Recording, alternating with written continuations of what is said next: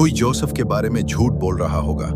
वो जानता था कि उसने कुछ भी गलत नहीं किया है, लेकिन एक सुबह उसे गिरफ्तार कर लिया गया था।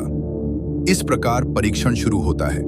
लेखक फ्रांज काफ्का के सबसे प्रसिद्ध उपन्यासों में से एक के नायक कहीं से भी गिरफ्तार किया गया है और एक भ्रमित प्रक्रिया के माध्यम से जाना, जहां उसकी गिरफ्तारी का कारण नहीं है, न ही न्यायिक कार्यवाही की प्रकृति उसे स्पष्ट कर दिया गया है। इस तरह के परिदृश्य को काफ्का के काम की विशेषता माना जाता है कि विद्वान इसके लिए एक नया शब्द लेकर आए। काफ्काएस्क ने अनावश्यक रूप से जटिल का वर्णन करने के लिए स्थानीय भाषा में प्रवेश किया है और निराशाजनक अनुभव नौकरशाही की भूल भुलैया को नेविगेट करने के लिए मजबूर होने की तरह, लेकिन भ्रामक कागजी कार्रवाई भरने के लिए एक लंबी लाइन में खड़ा है।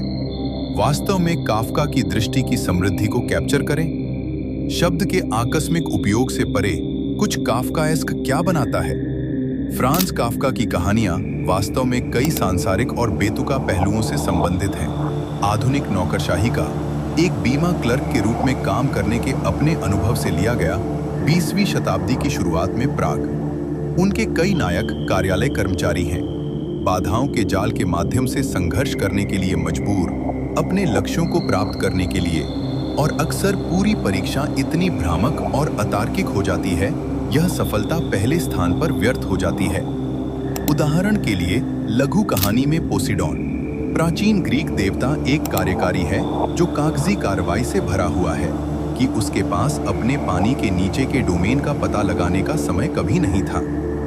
यहाँ मजाक यह है कि एक भगवान भी कागजी कार्रवाई की मात्रा को संभाल नहीं सकता है, आधुनिक कार्यस्थल द्वारा मांग की गई। लेकिन कारण क्यों बता रहा है?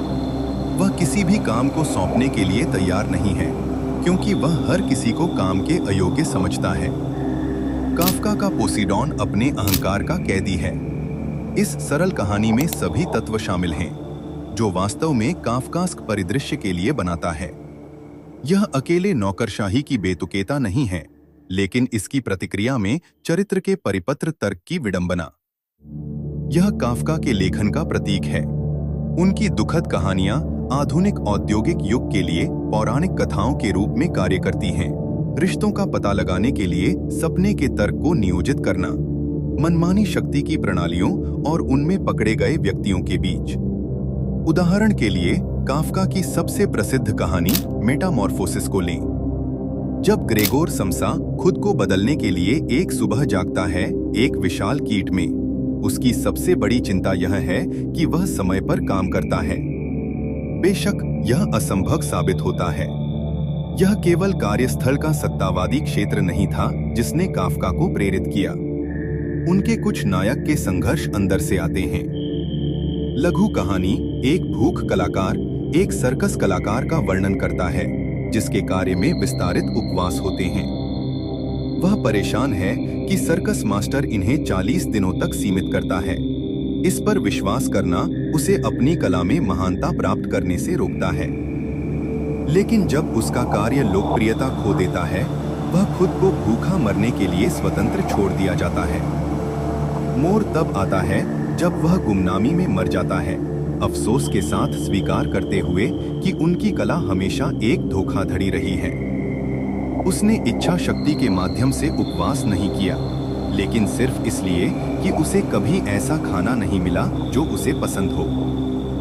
यहाँ तक कि परीक्षण में जो सीधे नौकरशाही पर ध्यान केंद्रित करता है, अस्पष्ट कानून और भ्रमित करने वाली प्रक्रियाएं कुछ और भयावह की ओर इशारा करती हैं।